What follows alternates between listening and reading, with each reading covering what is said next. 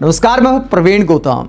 बड़ी खबर में बात करेंगे कि सरकार ने आखिरकार 25 ओटीटी प्लेटफॉर्म को क्यों बैन कर दिया।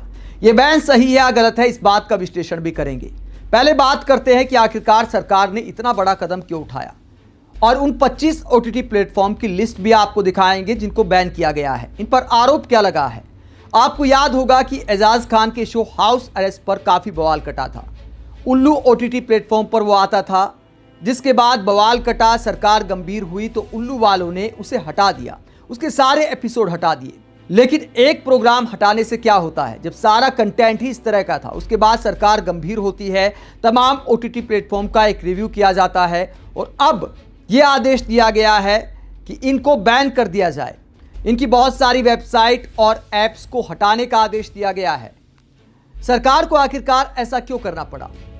दोस्तों, सरकार ने बहुत सारी चेतावनियां दी, इनको बताया कि आपकी ये वेब सीरीज, ये एपिसोड, ये कंटेंट अश्लीलता वाला है, इसको आप हटा दीजिए। तो ये लोग क्या खेल करते थे, मान लीजिए अपने एक प्लेटफॉर्म से हटा दिया, दूसरे पर डाल दिया, मतलब सरकार को बेवकूफ़ बनाने की कोशिश की जा रही थी। अब इन सब को बैन करने का आदेश दे दिया है सरकार ने और आरोप लगाया है कि कंटेंट के नाम पर अश्लीलता परोसी जा रही थी और ये भारत में स्वीकार नहीं किया जा सकता। किन 25 ओटीटी प्लेटफॉर्म को बैन किया गया है? ऑल्ट उल्लू जैसे नाम शामिल हैं, यानी बड़े नाम भी शामिल हैं। सरकार ने जिन 25 ओटीटी प्लेटफॉर्म पर बैन लगाया है उनकी पूरी लिस्ट आपके सामने है। कौन से नाम शामिल हैं?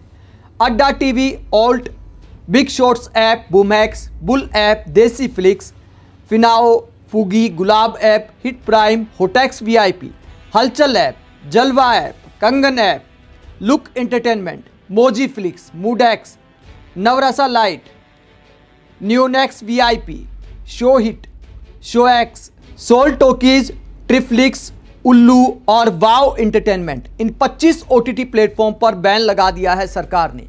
तो एक बड़ी स्ट्राइक की है और दोस्तों इसकी जरूरत भी थी।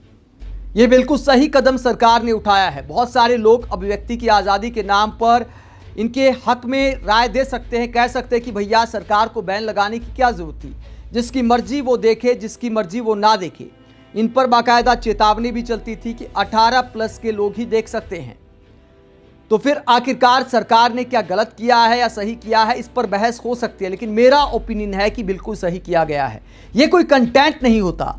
कई बार कहानी की डिमांड के हिसाब से थोड़ा बहुत उस तरह का कंटेंट फिल्मों में या फिर इस तरह के ओटीटी प्लेटफॉर्म पर दिखाया जा सकता है, लेकिन ये जिस तरह का कंटेंट बना रहे हैं वो सरासर ये है कि सॉफ्ट पोर्न परोसना है और व्यूअरशिप हासिल करनी है।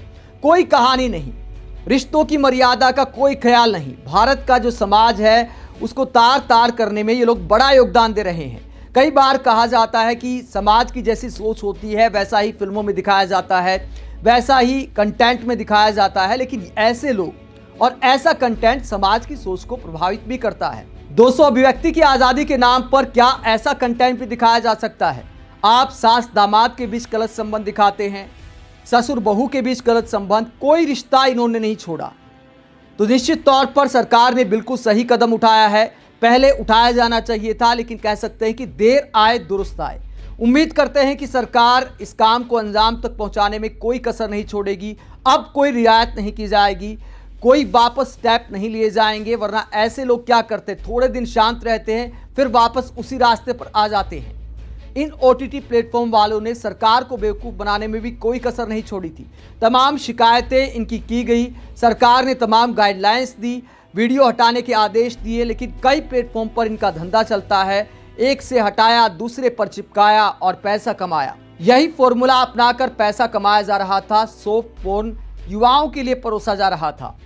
तो सरकार ने बहुत अच्छा कदम उठाया है। आप इस पूरे मसले पर क्या सोचते हैं? जो 25 ओटीटी प्लेटफॉर्म को बैन किया गया है, आप इसे लेकर क्या सोचते हैं? कमेंट बॉक्स में अपनी राय जरूर दें। साथ ही चैनल को सब्सक्राइब भी करें। नमस्कार।